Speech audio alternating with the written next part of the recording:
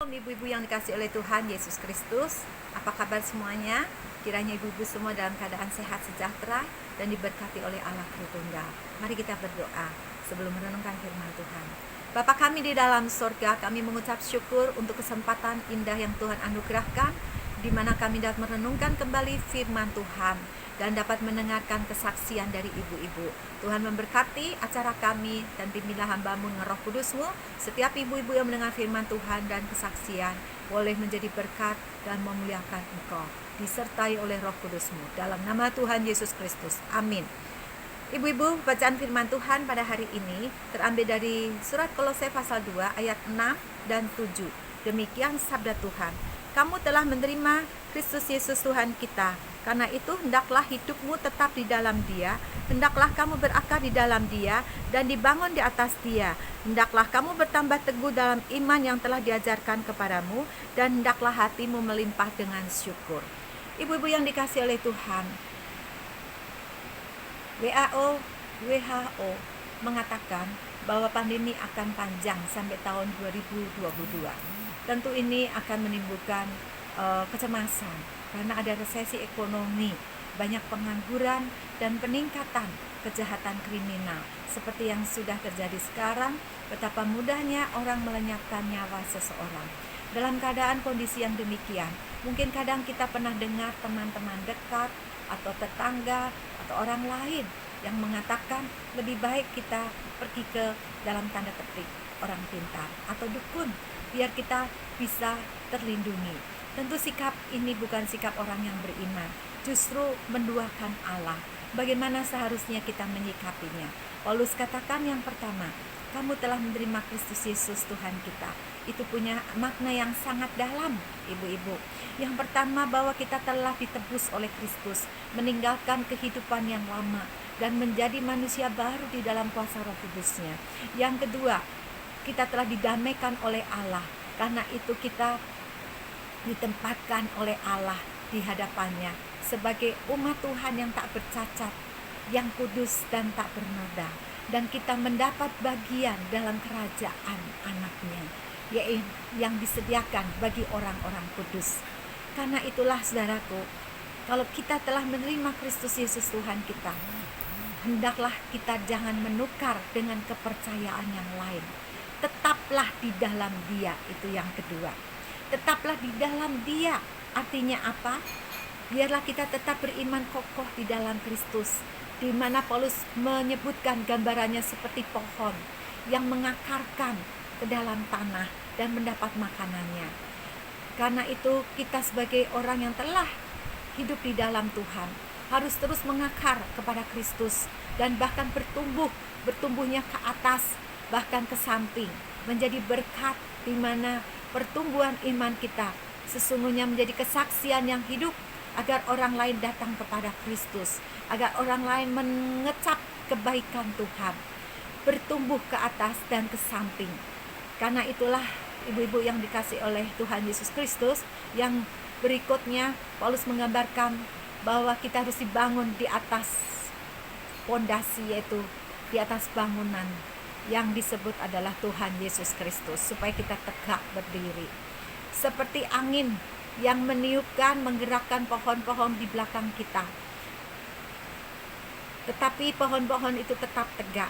Demikian juga orang yang tetap di dalam Kristus, yang menerima Kristus Yesus, sekalipun ada angin, ada badai, dia akan tetap tegak seperti pohon yang tidak akan bergeser dari tanahnya, seperti bangunan yang tetap kokoh di atas fondasi yang kuat.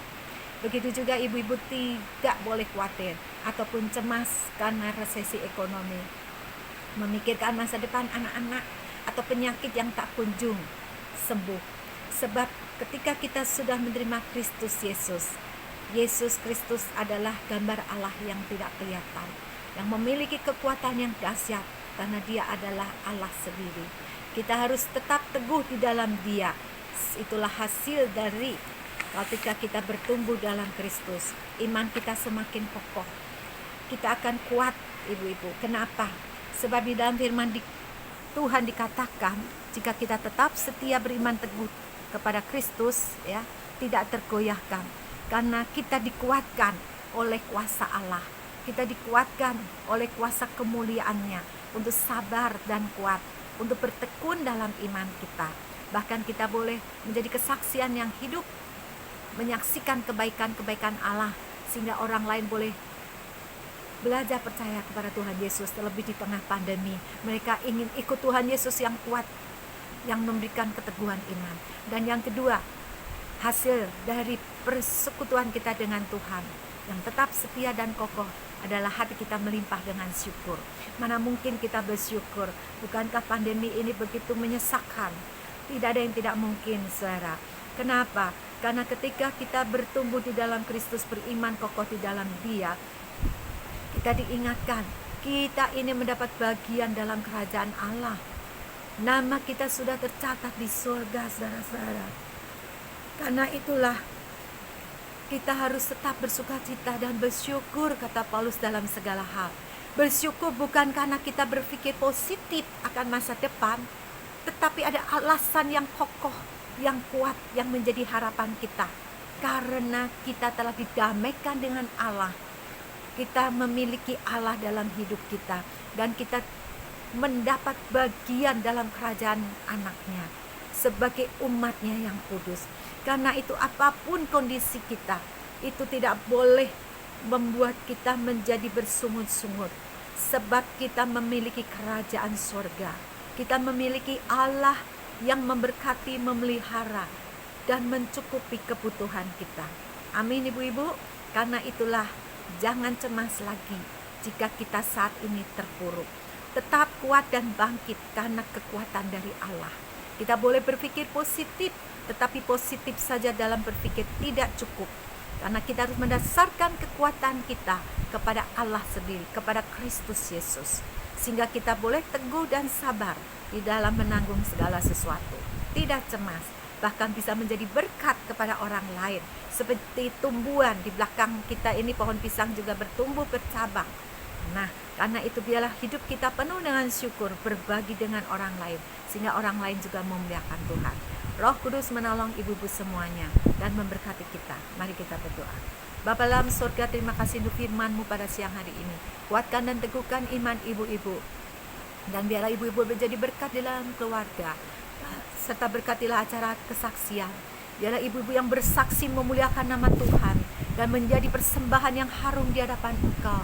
Dan biarlah ini boleh menjadi suatu motivasi bagi ibu-ibu yang lain untuk mengingat kebaikan Tuhan, pertolongan Tuhan di masa-masa sulit hidup kami, dan tidak menganggap itu sebagai kebetulan, melainkan kami tekun dengan sukacita menceritakan, terus menceritakan kebaikan perbuatan Tuhan sebagai ucapan syukur kami kepada Engkau. Dalam nama Yesus Kristus, berkatilah kami semuanya yang akan bersaksi maupun yang mendengarkannya. Terima kasih Bapa. Dalam nama-Mu yang kudus kami bersandar dan terus bertumbuh dalam Engkau. Amin.